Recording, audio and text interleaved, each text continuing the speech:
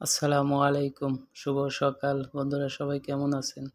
আশা রাখি সবাই ভালো আছেন। আমিও সবাই আপনাদের দোয়া আশীর্বাদে ভালো আছি।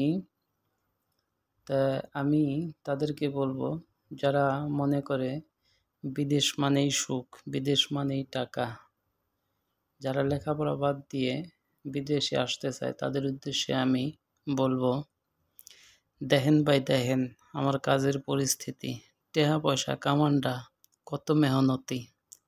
মানুষ তো মনে করে বিদেশ মানেই টাকা, বাপের টাকায় খাও দাও, একবার এসে দেখে যাও, ঘাম ঝরিয়ে টাকা কামান কত মেহনতি। শুধু এ কথাটা বলার উদ্দেশ্য এটাই,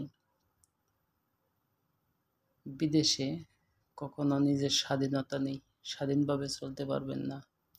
ঈদ আসুক, যাই আসুক, আপনার অসুস্থ হয়েছেন, কাজ হবে না, কোনো স্যাক্রিফাইস নেই, কাজ আপনাকে করতেই হবে।